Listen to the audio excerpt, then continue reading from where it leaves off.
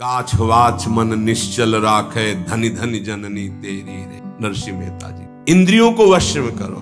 नेत्र सबसे खतरनाक, इनको बहुत सावधान रखो। बहुत बहुत ये चंचलता, नेत्रों की चंचलता। भगवत चर्चा हो रही तो हो सकता है शब्द ना सुन पाओ, लेकिन विषय चर्चा हो रही है तो आप 10-5 हाथ दूर होगे तो भी श्रवणेंद्री पकड़ लेगी क्या बातें हो रही। निंदा स्तुति विषय चर्चा। इंद्रियों को शासन में रखो, इंद्रियों को वश में करो, क्योंकि ये ज्ञान विज्ञान का नाश करने वाले महापापी काम इन्हीं के वशीभूत होकर तुम्हें नष्ट करते। मार डाल इस पापी को। भगवान के पाप मानम प्रजहेनम ज्ञान विज्ञान नाशनम, मार इस काम को नष्ट कर।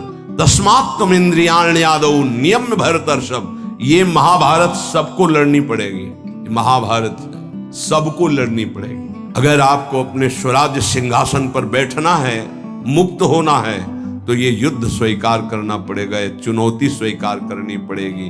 भगवान कह रहे इंद्रियों को वश में कर, ज्ञान विज्ञान का नाश करने वाले इस महापापी काम को अवश्य बलपूर्वक मार। भगवान आदेश कर रहे पाप मानम प्रजहेनम ज्ञान विज्ञान नाशनम, तस्मात् त्वम इंद्रियाण्यादौ नियम भरतर्षभ। इसलिए पहले इंद्रियों को काबू करो, रसेंद्रिय से शुरू करो, मुख्य द्वार। ये ज्यादा रजोगुणी भोजन पाने पर चंचल होती, जब ये चंचल होती तो हर इंद्रियों में चंचलता। इसको संभालो। उचित आहार, सात्विक आहार, कम स्वाद वाला आहार, बच जाओगे। ज्यादा स्वादिष्ट पाने की कोशिश मत करो। अगर रसेंद्रीय स्वाद नहीं छोड़ पाए तो जनेंद्रीय का स्वाद छोड़ पाना बड़ा कठिन हो जाएगा। इंद्रियों को विषयों में संयोग मत होने दो, भोग बुद्धि से प्रवृत्त ना करो। केवल जीवन निर्वाह बुद्धि से प्राण पोषण के लिए, पहले यहीं से शुरुआत करो रसेंद्री से। प्राण पोषण के लिए अन्न जा रहा है, स्वाद के लिए नहीं। आप नहीं हो भोक्ता, ये रसेंद्री का है। इतनी जबान में रखी गई पूरी बात। यहाँ के नीचे कोई मतलब नहीं है क्या जा रहा है, इससे यहाँ कोई स्वाद नहीं। बस ये 2 अंगुल 3 अंगुल का खेल है। इसे क्या गुलाब जामुन है या क्या, बस ये जहां अंदर गए ना तो फिर और कुछ मांगे होने लगेंगी। रसेंद्री से स्वाद। अब अगर जरा सा नमक कम हुआ तो हल्ला मचाने लगे, नमक लाओ थोड़ा कम है। भैया किसके लिए स्वाद बना। कभी कभी तो मनाओ कि नमक डालना भूल जाए, फिर देखे कैसा लगता है। कभी कभी बिना स्वाद के भी भोजन पाना चाहिए। हाँ, ऐसा करो, मन चंचलता रहित हो जाए, इसके लिए सात्विक भोजन करो। अच्छे अच्छे पदार्थ इसको दिखा दो। हाँ, जैसे आज साधु सेवा भंडारा ऐसे जैसे होता है, कभी ऐसा उत्सव आदि में दिखा गुलाब जामुन। जब परोसने आवे तो क्यों आज थोड़ा उधर ऐसे बस दिखा, वो चले गए। हाँ बोल दो अंदर गए। हाँ, गरम गरम धुआं उठता हुआ समोसा, हरी चटनी, लाल चटनी और वो सेवई नमक वाली। हाँ ऐसे। अब ये खा के तुम ध्यान करोगे किसका? अब ये निर्णय तुम करो। ये चीजें खा के तुम ध्यान करोगे, प्रभु का तो ध्यान होने वाला नहीं। सात्विक भोजन पाने से हमारे अंदर भजन की वृत्ति बढ़ती है, और रजोगुणी तमोगुणी भोजन पाने से भोग वासना बढ़ती है, निद्रा प्रमाद स्थिति आती है। बिल्कुल सच्ची बात समझो, ये 3 गुणों से हर सामग्री बनी हुई। इसीलिए संतों ने निर्णय किया आप ये पा सकते हैं, ये पा सकते हैं, ये पा सकते हैं। खूब अनुभूति विषय, इसलिए मना किया गया आप ये नहीं पाएंगे। क्यों नहीं? भगवान ने तो सब कुछ बनाया है पाने के लिए, तो पाने के लिए भी बनाया है, तो फिर और व्यवस्था भी भगवान ने बनाई है। रौ नरक, अंधतामिस्त नरक, ये भी भगवान ने बनाए हैं, तो इनका भी स्वाद आप लीजिए। सावधान, शतोगुणी भोजन संयम पूर्वक पाइए, नाम जप करते हुए, और इतना कि बस लगे कि हाँ, थोड़ा वजन लगने लगे कि हाँ हो गया, बंद कर दो, शाम के फिर पा लेना। कोई तुम्हें तो ये है नहीं कि पता नहीं मिले कि ना मिले, कै दिन मिले कै दिन ना मिले। उसमें होता है कि अब जो मिला है डाल लो, पता नहीं कै दिन बाद मिले। तो आप लोगों को तो एक मिलता है, तो संयम में आपके प्रयास व्यवस्था श्री जी ने सबकी कर दी। तो संयम से आहार, और अच्छे पदार्थ ना लो तो अच्छा है, अगर लो तो बहुत कम लो। थोड़ा खीर हटाओ और सब कुछ अब पीने दो, तो वो मन, खीर में नुकसान नहीं है, गुलाब जामुन में नुकसान नहीं, वो जो मन को बढ़ावा मिला रसेंद्री के द्वारा, अब वो इतने में तृप्त नहीं रहेगा, वो और इंद्री को लेकर के भ्रमण करवाएगा हमको। और जब इसको मारना, जैसे मन हमसे गलती करवा देता है तो क्या कहो गाल में मारो, तो त्वगेंद्री पिट रही, उससे क्या होना है? इसको कैसे मारा जाए? इसको ऐसे मारा जाता है, ऐसे जैसे गुलाब जामुन, भैया आज हमारा पेट दर्द कर रहा है, वो कहेगा नहीं, कहो नहीं नहीं बिल्कुल नहीं कहेंगे। वो जो मन को पीड़ा हो रही, अब वो पिटाई हो रही, साधक मन को बहुत दुलार करता, पीट नहीं पाता। इसको पीटना सीखो, बहुत जल्दी ठीक हो जाएगा। ये कहता है आज ये देख ले, हाँ हाँ बढ़िया, चलो चतुरासी जी शुरू करते हैं। वो कहेगा नहीं नहीं चतुरासी जी शुरू कर। उसको मारना है तो उसके विपरीत चलना पड़ेगा। साधक से गलती होती, मन को मारना है और वो मारता और किसी को है। आज ये नहीं कहे, आज ये नहीं, आज ऐसे नहीं, आज अच्छा मान लो आप परिक्रमा दे आए तो शरीर को पीड़ा पहुंच रही, मन को कोई फर्क नहीं पड़ रहा। मन जिसको चाह रहा है वो चीज उसको ना दो तो उसको पीड़ा होती है, और उस पीड़ा को आप अपनी मान लेते हैं, इसलिए दुलार करते हैं। इस राशि को समझिए, मन की पिटाई जरूरी है, और ये इतने सुरक्षित रहता कि इसको दुलार करना होता है, पीटना होता नहीं। इसकी पिटाई है कि ये जब जो मांगे आज ऐसे तो दिखा दिया कि हाँ देखो ये है, मिलेगा नहीं तुम्हें पाने को, वो जलन पैदा करेगा। 5 मिनट का चांस है, 1-2 बार केवल आएगा ये कि गुलाब जामुन गुलाब जामुन, फिर बाद में तो मिलना। और रोज कौन मिलता है? हाँ नहीं कोई बात नहीं है, धैर्य रखिए। और अगर वहां सब कुछ बना हुआ साथ में केवल खिचड़ी, तो खिचड़ी परोसा लीजिए, वो जलेगा, आप देख लेना वो जलेगा। ऐसा क्यों कर रहे हो? इसलिए कर रहे हैं कि हमें श्री जी चाहिए। बदमाश, तुझे हम जो दे फिर इसके बाद हमसे और मांग करेगा।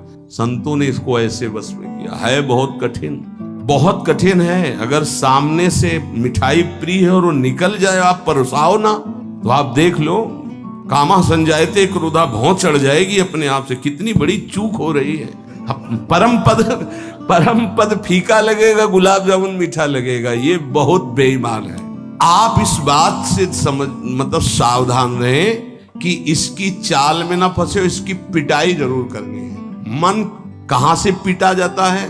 इसकी मांग को ना कर दो, बस इसकी पिटाई शुरू हो गई। ये कह रहा है ये चाहिए, उसके विपरीत नहीं। अब वो जलेगा, जलेगा, पवित्र हो जाएगा। और उसने मांगा, वो आपने दे दिया, अब वो और मांग रख देगा, वो आपको परेशान कर। तस्मात् त्वमिन्द्रियाण्यादौ नियम्य भरतर्षभ। हे अर्जुन, ये राग पूर्वक जब किसी वस्तु को पाता है। अच्छा, और दूसरा उपाय, गुलाब जामुन पाना है या 5 गुलाब जामुन दे, थोड़ा नमक ले आना।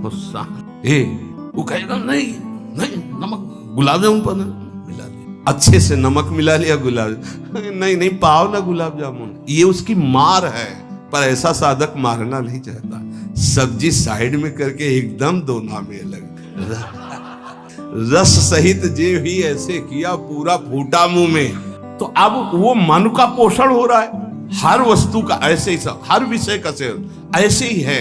तो अब अपने लोग मन को तो समझ नहीं पा रहे, उसको पीट नहीं पा रहे, वो हमको फंसा के पीटता चला जा रहा है। बहुत पीटता है, देख लो, बहुत पीटता है मन, बहुत पीट। इसकी पिटाई चाहिए। कोई गुरु कृपा पात्र इसको पीटना शुरू करता है, यही उसकी पिटाई है कि इसके विपरीत चलो, जो मांग इसकी हो रही है उसके विपरीत चलो। जैसे बहुत बढ़िया स्वादिष्ट सब्जी बनी है, अब उस खीर भी परोसी गई, तो खीर और सब्जी दोनों को मिला दो, न सब्जी का स्वाद न खीर का स्वाद, 2 रोटी 3, वो जलेगा कि यार तुम कैसा क्यों कर रहे हो। बस तुम कर लो ऐसा, तो रसेंद्री ठीक हुई तो सब ठीक हो जाएगा। शास्त्रों में वर्णन किया गया धैर्यवान वही है जो रसेंद्री और जनेंद्री को, बस 2 इंद्रियों की चर्चा हुई, और तो सब अपने आप हो जाएंगी। और रसेंद्री प्रधान, रसेंद्री ना हुई तो फिर आगे जो राग पूर्वक भोग, कोई भी भोग किया जाए, वो बिल्कुल द्रवित हृदय में छप जाता है, बार बार पीड़ा पहुंचाता है, ना चाहते हुए भी साधक का पतन कर देता है। यही है, ना चाहते हुए पाप कौन करवाता है। आहार का बहुत बड़ा फर्क पड़ता है। अगर हम आहार पर संयम कर लें तो निश्चित काम पर विजय प्राप्त की जा सकती। अगर आहार पर संयम नहीं, उचित आहार से आप देखना, खाते खाते मर जाते हैं, लेकिन खाने की इच्छा पूर्ति नहीं होती। यही चमत्कार माया का। 2 रोटी डाल लो, फिर भजन देखो कैसा होता है, देख लो ना आप करके। खट्टी डकार आ रही है यहां से, फिर भी शाम के बैठे हैं, आलू का पराठा और चटनी ये और वो, फिर जाके पचाने में पूरी ताकत। भजन कैसे करोगे? थोड़ा भोजन करो। खाते खाते मर गए यार। आज यहाँ का, कल वहां का, परसों यहाँ का। संसारी पुरुष इसी में लगे रहते हैं। सुनो, उतना डालो जितना प्राण पोषण के लिए। कभी ऐसा देखो कि पेट में वजन ना आने पावे। अगर आपको भजन बढ़ाना है तो पेट में वजन ना आने पावे। ऐसे जब बैठो और भोजन शुरू करो, जहां लगने लगे कि पेट में कुछ आ, वहीं बंद कर दो। और एक दिन का अभ्यास निर्णय करो कि 2 रोटी इतना इतना इतना हो, उतना ही। ये बार बार बांटना और बार बार पाना ये साधकों के लिए ठीक नहीं है। एक बार रखवा लो 4 रोटी से दाल सब्जी, बस खत्म। आपका घर है, आप श्री जी का प्रश्न, बस एक बार, और उसी को पाके अपना भजन करो। धिक्कार है जीवन को। खाते खाते अवस्थाएं बदल गई। बचपन से लेकर 50-60 वर्ष के वही खाने की इच्छा। कभी तो थोड़ा मन वही फंसाए है, मृत्यु आ जाएगी फिर भी खाने से तृप्ति नहीं होगी। एक बार इस रसेंद्री को काबू में किया जाए। भोजन पर सावधान, थोड़ा अल्पाहार, इतना जिससे हमारे प्राणों का पोषण हो जाए, सब ठीक हो जाएगा। आप देख लेना। अल्पाहार, अगर भोजन सुधार नहीं होगा तो फिर भजन में सुधार नहीं। भोजन बहुत प्राण शक्ति प्रबल है आपकी, ऐसे नहीं निकल जाएगी। बहुत प्राण शक्ति बलवान होती है। वायु, अन्न, जल उचित चला गया तो खूब साधना बनेगी। इसलिए कोई भी वस्तु राग पूर्वक सेवन न की जाए। ये ज्ञान मार्ग, भक्ति मार्ग, जो मार्ग के उपासक, उनको इस बात पर विशेष ध्यान रखना, चाहे गृहस्थ हो चाहे विरक्त हो। शास्त्र के अनुसार कर्तव्य कर्म होने चाहिए और राग रहित आहार विहार होना चाहिए। पूज्य श्री पंडित गया प्रसाद जी के शिष्य मास्टर बाबा, उनके पास जितने साधक रहते थे तो उनकी सब्जी में नमक नहीं, खीर में चीनी नहीं, ऐसे ही उल्टा सीधा बनता था। तो जानते हो कैसे साधक रहते थे? 2-4, जब दंडोती परिक्रमा लगा रहे थे तब वहां गए थे 2-4 साधक। जब शाम के मिला ना तो वहां कुछ पकड़ में नहीं था कि रोटी से सब्जी पाओ तो कुछ पकड़ में आवे, या दूध और चावल मिला के रखा गया तो कुछ पकड़ में, कुछ पकड़, न मीठा न खट्टा न नमकीन न कुछ। वो भगवत धाम को प्राप्त हो चुके हैं, बहुत अच्छे महात्मा पूज्य श्री मास्टर बाबा जी। ये बड़े बड़े महापुरुष ऐसी चाल क्यों चलते हैं? क्योंकि वो अपनी इंद्रियों को काबू में रखना साधकों को सिखाते हैं। काम को मारने के लिए सबसे पहले इंद्रियों का नियमन करने को श्री भगवान कह रहे हैं। तस्मात् त्वम इंद्रियाण्यादौ नियम्य भरतर्षभ, इनको पहले कंट्रोल में करो। कान से भगवत वार्ता, अच्छी वार्ता सुनो। नेत्रों से अगर कहीं एक बार कोई ऐसा दृश्य उपस्थित हो जाए प्रकृति में तो प्रणाम करके दोबारा नेत्र मत पहुंचाओ। जहां आकर्षण हो वहां बार बार नेत्र मत पहुंचाओ। वाणी से कभी अश्लील संभाषण, गंदी बातें मत करो। खान पान संभालो, इंद्रियों को संभालो, ठीक हो जाएगा।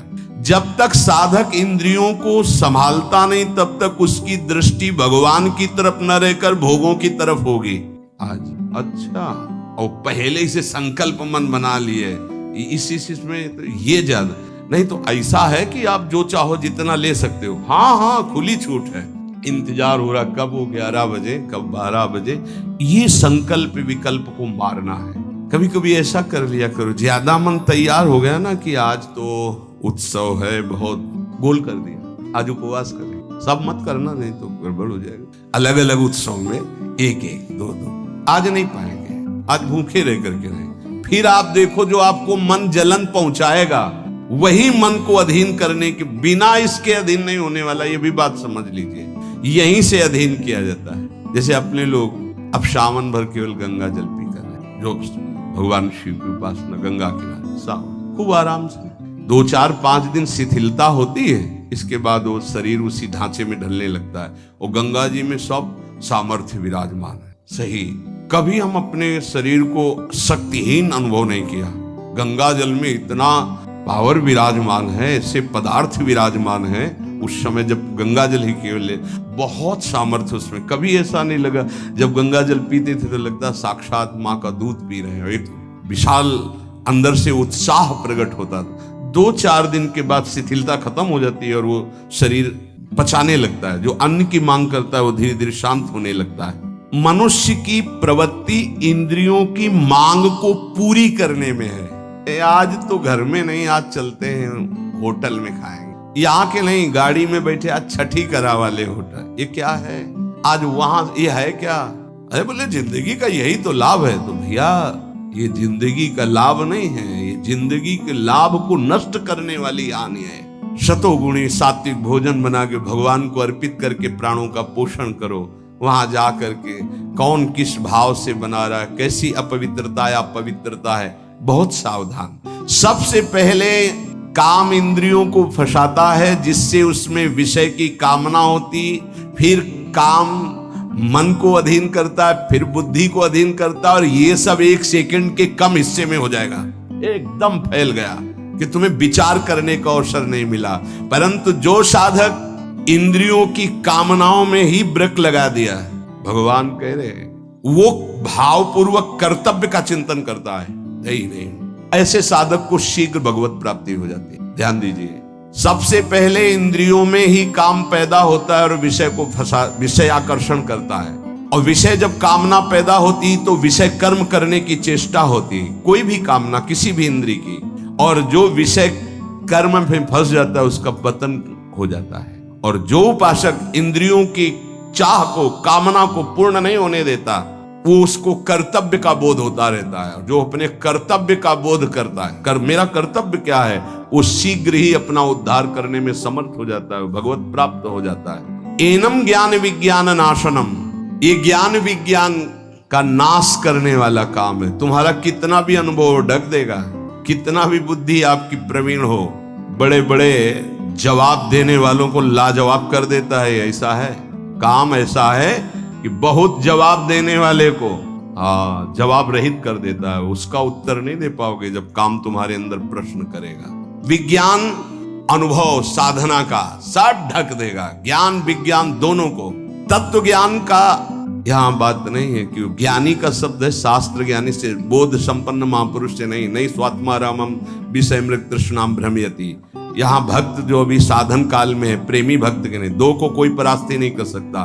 प्रेम लक्षणा भक्ति से युक्त महापुरुष और तत्वबोध महापुरुष, ये ज्ञानी शास्त्र ज्ञानी, और ये भक्त अभी साधन मार्ग का। कामना संपूर्ण पापों की जड़ है, पाप मानम ही प्रजय, इसलिए कामना उत्पन्न होते ही पाप क्रिया में रुचि हो जाती है। आगे चल करके वो इतना अंधा हो जाता है कि सत मार्ग छोड़ करके पाप कर्म में ही लग जाता है। बहुत बहुत डरावना विषय, बहुत भयावह विषय है। भगवान इसलिए काम को महापापी बता करके आज्ञा करते हैं कि साधक इसको अवश्य मार डाले। पाप मानम प्रजयहीनम ज्ञान विज्ञान नाशनम। तो जो आदेश कर रहे हैं वही सामर्थ्य देंगे, इसलिए इन्हीं की शरण में होके इनका नाम जप करो और इंद्रियों की चाह के विपरीत चलो तो मंगल हो जाएगा।